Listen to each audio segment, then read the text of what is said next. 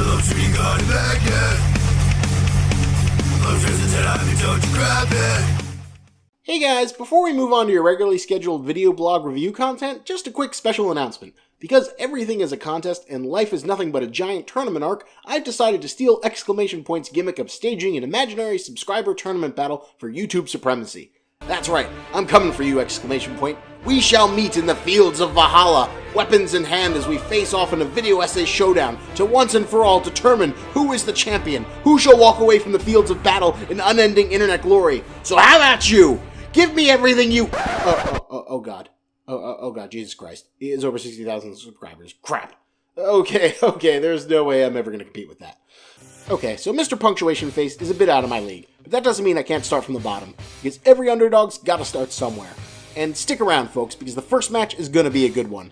My first opponent is the YouTube channel for a company I used to work for. They only have around 2,700 subs, but this fight is personal, because I wasted a year and a half of my life being yelled at by the CEO who constantly told me how my content wasn't up to his company's illustrious standards, which mostly consisted of this. Jarek Media, Digital Lab, Studies, Series Language Protocols.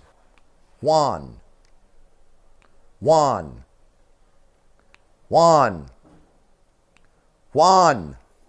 Yes, that's right. That's how Mr. Wall Street thinks he can win the internet. It's been my dream to crush him with my YouTube channel and to do what they couldn't accomplish over the past 2 years. So hit that subscriber count. Let's show them who's got the real eye of the tiger. This is my first opponent on the YouTube ladder of success. This is the Spider Rico fight I need to win as I climb up the ladder towards turning this into a full-time career.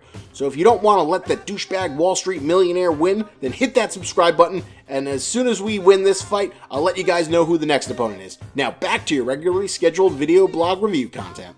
Bang, bang, bang.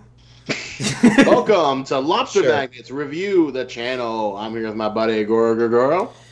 Hey, welcome. And I'm also here with my buddy Zavul. Evening, folks. So, we are here to talk about Chapter 53 of The Promised Neverland, where things took a very interesting turn that I was not quite expecting, and we got what this series excels at most, which is, putting children in harm's way. Oh my god. I keep fluctuating back and forth as to whether or not I hate this chapter. Like, half of the time it's like, yes, this is freaking awesome, finally. The other half of the time it's like, oh my god, will you please stop with, the weird fucking animu faces on the fucking children. I fucking hate them. But didn't you... Well, he still doesn't even have a name, this, weird... I think we should just call him Rufio for the purpose of... I don't know, but he is the personification of everything I think this series should be. He's definitely like a Zavul kind of character. It's like, I fucking hate these children. Why are they here? They're fucking sucking up precious resources. They're using all my fucking air in this fucking bunker. They're gonna eat my goddamn cookies. I earned this. I earned these fucking cookies, okay? It's really selfish, and it was also really fun to see this happen in this chapter. I think this is a really fun chapter for me. Yeah, the first half of this where the fucking children are just, the more I fucking see them, the more I fucking hate them. It's fucking there to irritate me. And just literally everything he did, I'm just cheering him the entire fucking time. Yeah, that's right. Fucking get rid of that dead weight. Fuck those children. Fuck your hope. Fuck your compassion. Just leave your nakama behind, especially these fucking useless kids, and get the fuck out of my shelter. Oh god, I'm so happy that they're finally being forced to confront the fact that they're dragging around a bunch of 6-year-olds who are next to useless. Oh god, that feels so good. Yeah, it does. It actually really does. I know Scott can. I mean, Zavul will take it to the extreme. But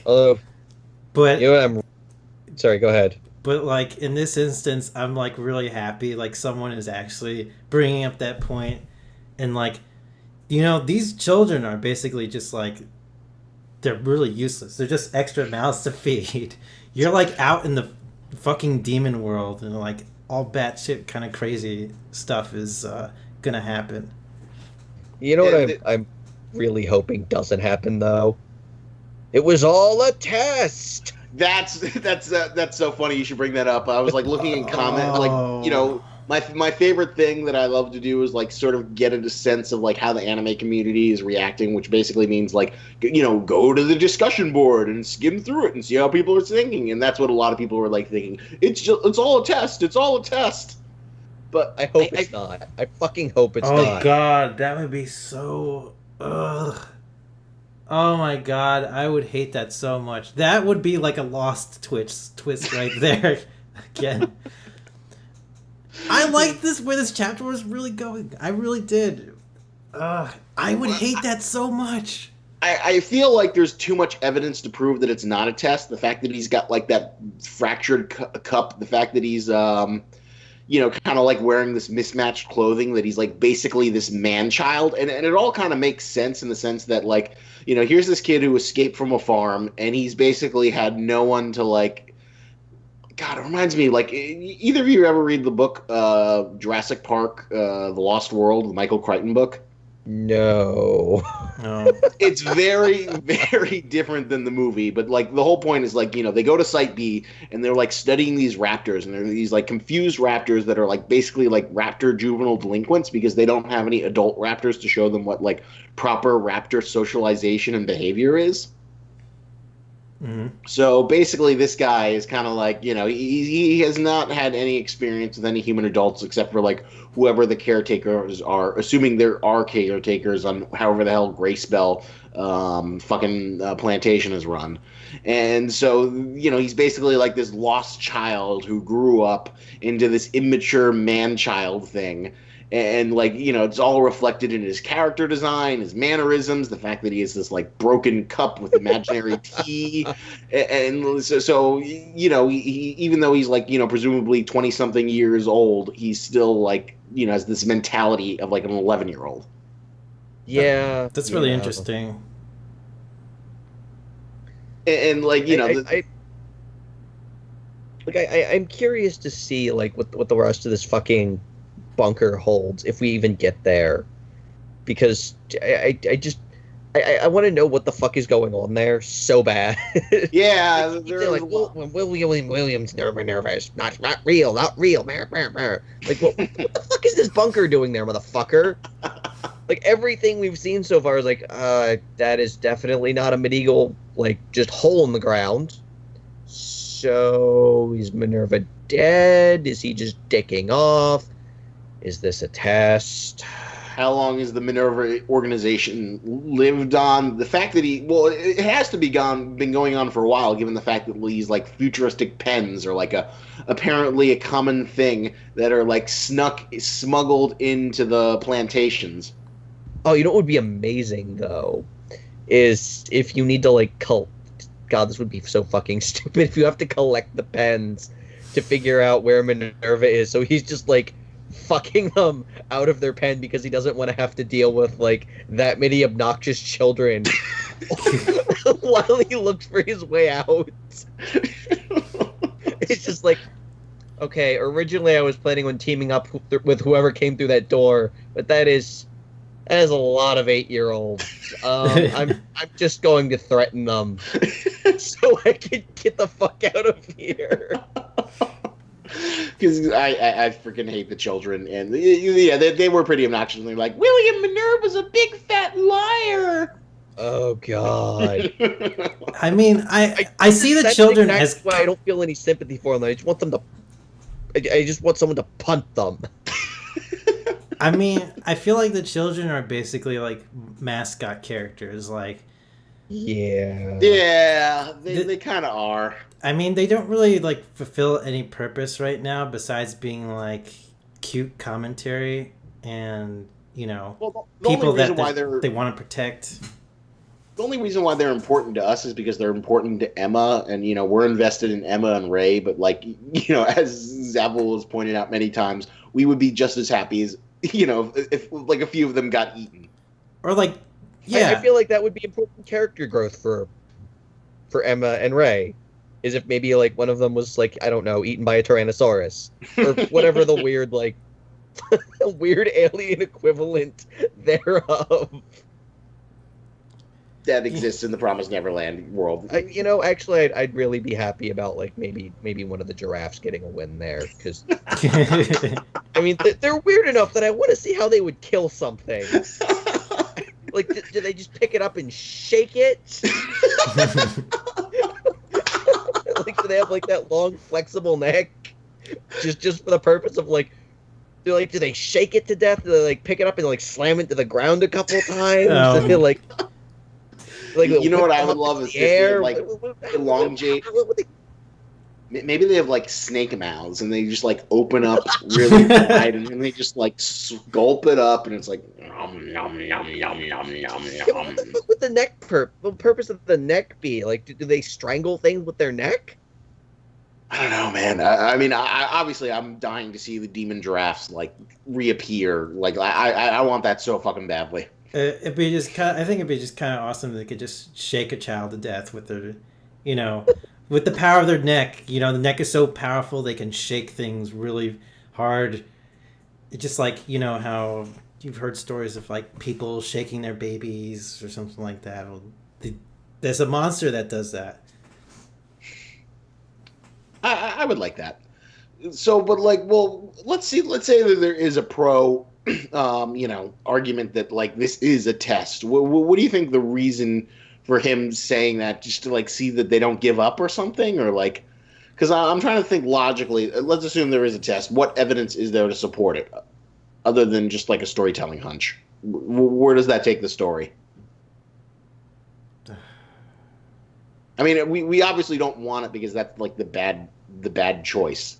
And what probably will happen is hopefully Emma does something smart to escape his gun and like, disarm him. And then she kind of like forces him to like kind of help them. And then he's kind of like this obnoxious big brother character who's like always like, God, I hope not. Jesus, that would be terrible. I think they've already made friends with the fucking like weird vegan demons. Okay, this shit needs to stop.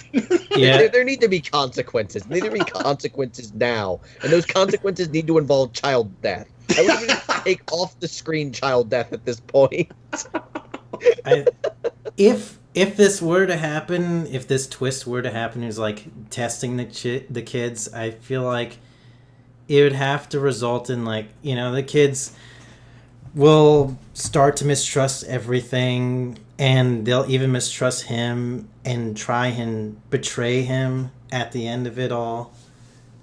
That's if this situation were to happen, though. What does like William Minerva's organization get by like testing the kids, assuming this guy is like oh no, I'm actually still a part of William Minerva, versus this guy who just kind of like got there and gave up and didn't even bother to, because like, he wants to ensure the younger human generation survives, like out in the crazy wild. They want to make sure he implants he wants to destroy their innocence so they can grow as people, I guess. Well, one thing I'm kind of wondering though is, does he have like security cameras in like the forest or one thing? Because like or was he just like smart? Because like one of the curious details is like when he determines that like, oh, I can tell that all 15 of you escaped like 7 days ago. Oh fuck. Yeah, I mean, I'm going to bet he has to have some way of tracking the fucking pen. That's why I always said I was curious as to what the fuck is in the rest of the bunker. Yeah, because the bunker is like the big like interesting thing of like possible story development and exposition in terms of like what are the humans doing in the demon world now that we know that these bunkers, and the fact that this is bunker 0632 implies that there are other bunkers hidden throughout the world. And it's also interesting the fact that like now we know that like other people have escaped from a plantation before. Given the fact that, like, he Rufio escaped, and, he had a little troop of kids as well. Yeah. Which also I kind of want to know how the rest of them died, though. Yeah. Oh, maybe that's how we'll get more child death. That we'll get, like, a flashback. A backstory. Yes. And then we get, like, all, 4 or however many kids he escaped with, and we get to see them get eaten by the demon giraffes.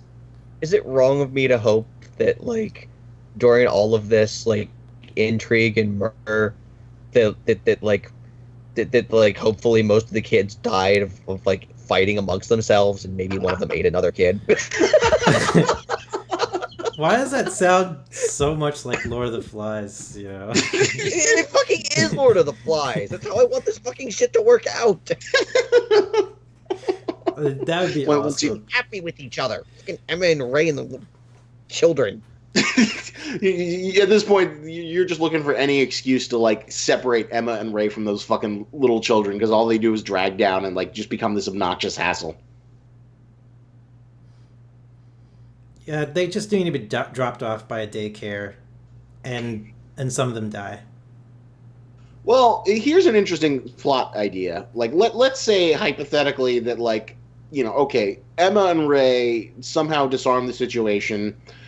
They start negotiating with the guy, and then, like, they learn that they need to go to, like, MacGuffin B.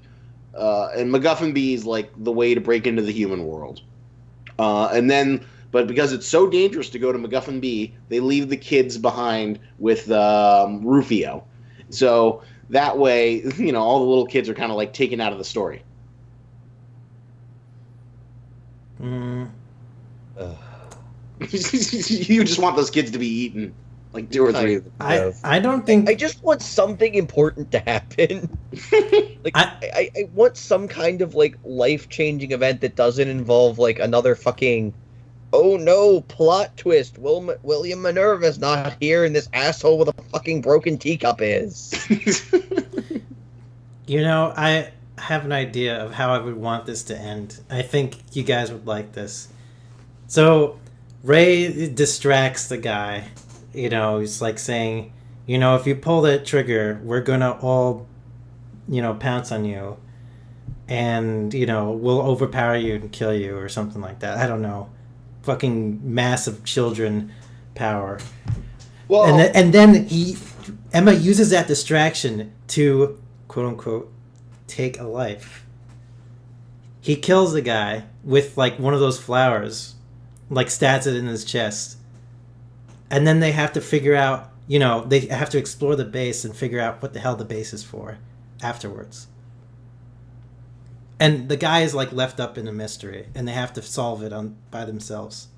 That would be interesting. Although, like, you just want all the little kids to have like little knives, and then they like run at them and shiv them to death. Like, oh my god, that would be fucking amazing. That would actually make them useful. Though honestly, if we're gonna get something like that, I would have to guess that like Emma somehow like magical plot twist manages to disarm him and like blow his head off in front of all of the children. No, it's gotta be classy. Like when it deals with like human on human death. I think she should stab him with like the flower, the blood letting flower. Well, the flower doesn't like kill. It's like an after thing. So she'd have to like I don't know, shoot him with like or like stab him with like an arrow. Like I could see that. Is it confirmed that it's an after thing? I feel like. Yeah, it's confirmed. Remember, it draws the blood out after you've killed something. Yeah, and then it's basically good for preparing meat. Okay. And it's also like part of like a ritual. Like, if the flower blooms, then that means the gods have accepted it, and it's like part of like the demon culture, and it's like also biologically it drains the blood, so it has like a practical purpose. Which, again, I still do not understand why the children are fucking accepting that. Like, let's accept the culture of the thing that has been eating us for centuries. Because it's useful for, we know Emma has had her, like, Katniss Everdeen power-up. So, it makes sense that she'd disable him through somehow using her arrows to, like, shoot him through the leg or something. Exactly. She needs to use her newly acquired power-up, I feel. That'd be a cool way to resolve the situation. I guess like I feel like because they've made the whole like and in shonen manga, whenever you have a character who basically speaks against the power of friendship, they're always like defeated and their view is changed somehow. Yeah, I guess typically in shonen mangas, but there's sometimes they're just eradicated completely, and their view won't change. I mean, generally these people with the points of view don't have a long lifespan No, in they terms of their don't. thought process. But I feel like this guy. Well, I mean, that would be awesome if the kids just like murder him. But like, I feel like he's going to be around for a little while, and I feel like he's going to get like a very slow redemption arc. Really? Yeah. Unless he like, oh my god, like, can you imagine if he's like some perverted little guy and he like, all the little girls stay here so you can grow into women.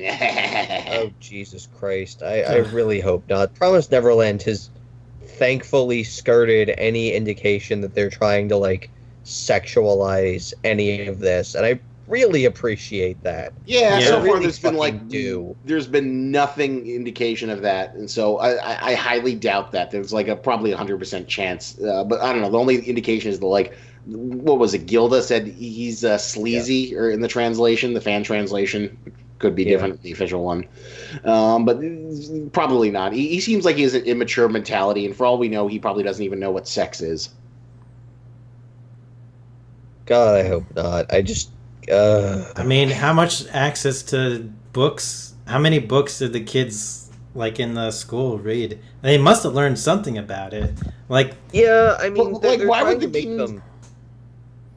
Like, they all are like harvested before they're like, assumingly go through puberty. So maybe Yeah, the that's a good demons are like, point. what's the point of like fucking, teaching them about sex when I don't know. They teach them about literally everything else in, like, the... yeah. alternate What's the point world. about learning eventually complex they're gonna have questions arithmetic about and- where babies come from? That is like a natural child response. Yeah. Well- So unless they're like willing to lay out the fucking stork line, which I would love to see. God. Incidentally, I now want to see a demon stork. I mean, can you imagine like Em and Ray not knowing how children are made? Like, oh, when can we expect the next stork to arrive of all the kids? Well, the stork explanation will work out perfectly because the little kids just show up in the fucking orphanage, and they could just say the stork gave it to mama, and now mama's gonna raise them. But also, Ray knows how he was born too. He's experienced everything. He knows everything about how he was born. He was born from a woman's, uterus, and he has all his memories intact of that.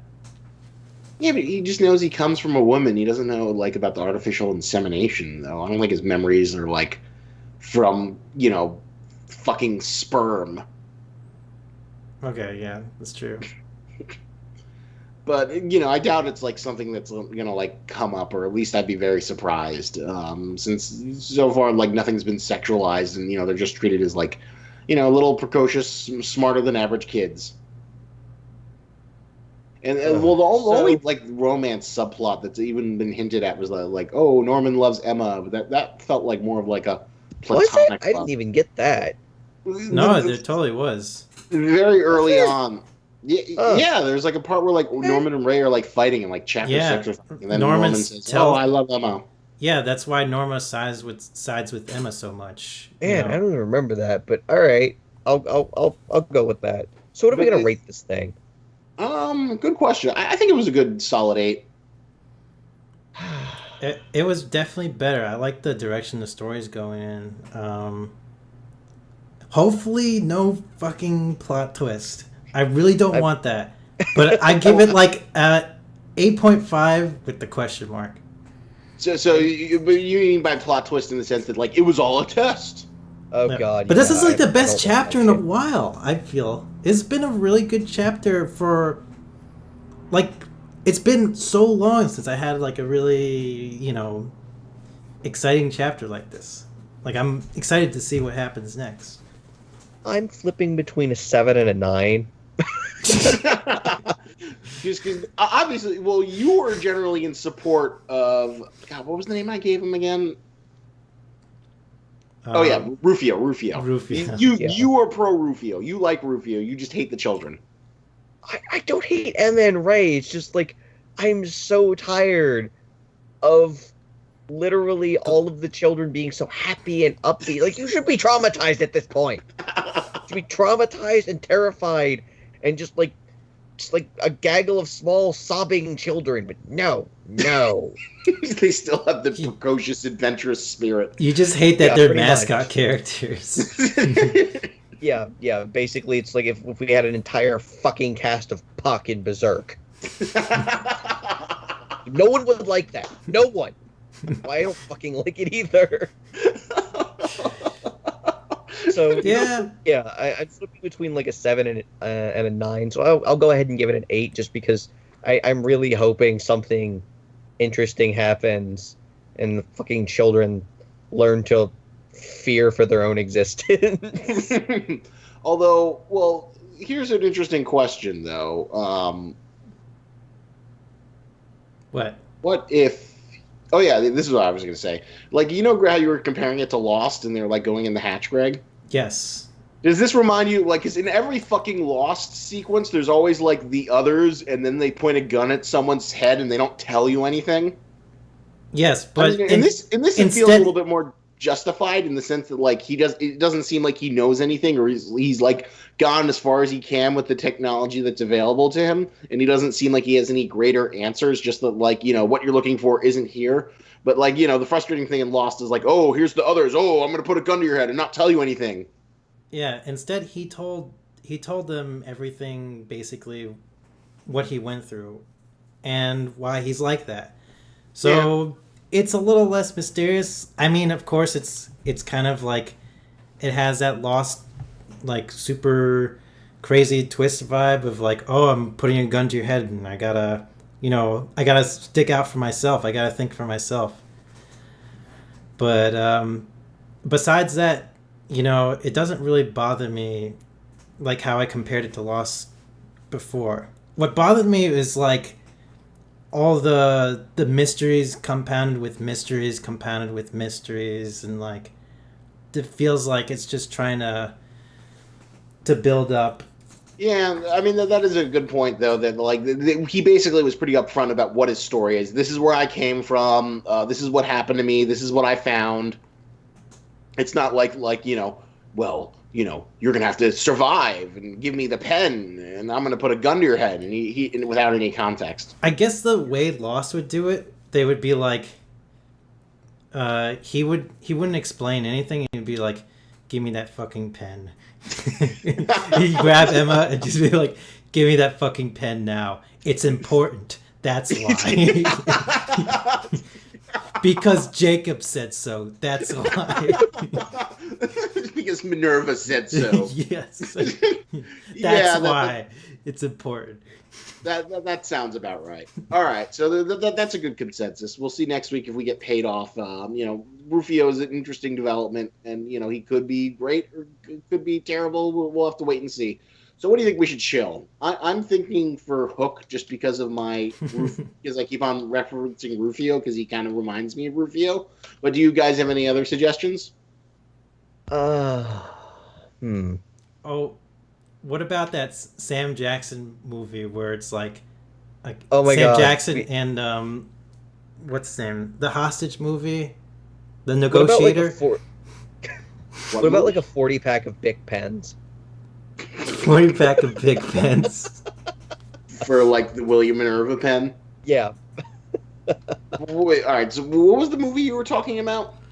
The Negotiator. Remember Kevin Spacey and Sam Jackson? Like the old 90s movie, I think. That sounds vaguely familiar, but it sounds like one of those 90 movies that like nobody really cared about. I think I'm gonna go for the pens.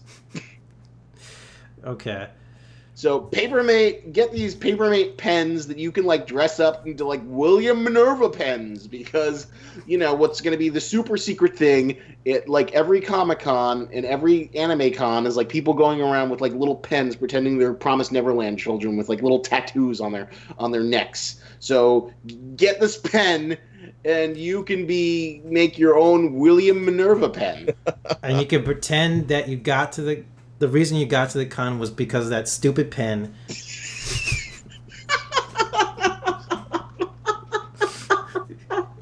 I just had this stupid idea. Like, oh god, have you ever seen those like whatchamacallit, those like painful like made for like direct TV commercials for like cons?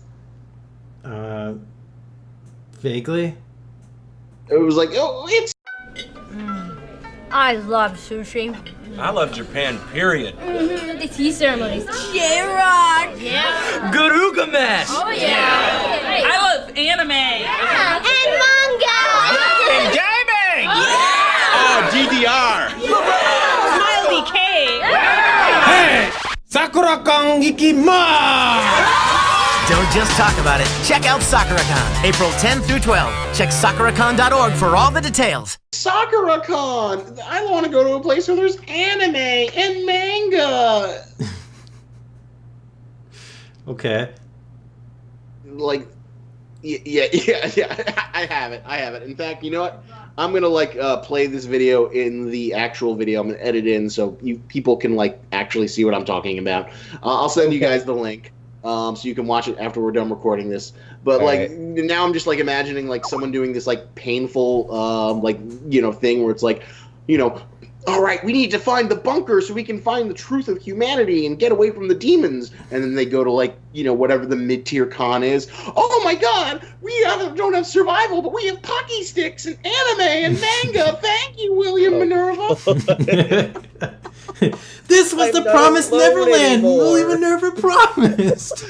The Promised Neverland is actually OtakuCon 2017. Oh my God. That'd be the best way to shill fucking Promised Neverland into otaku culture. Yeah, that would be the funniest thing is that the people who or the Promised Neverland fans would eat it up and they would be yeah, we made it. Oh my God, there's this thing, while everyone else would just be extremely confused. So get this pen so you can make this fantasy come true. Oh, actually, it would really make us convince me that the Promised Neverland fandom had made it. They show up in a fucking Arby's commercial. You mean the Arby's Facebook? Yes. that's the Arby's nerd pandering that they do that are made them. I just kind of see one of their fucking burgers with a fucking rose stuck in it and a pen.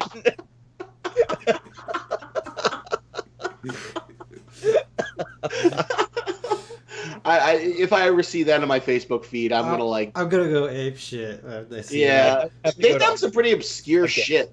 There was one thing they did for there's this character in whatchamacallit, JoJo, and it's this is a character who's not been animated. He's in the Part 7 manga, and then they had this entire little screenshot saying we have gyros, and they had a little cutout cardboard version of him.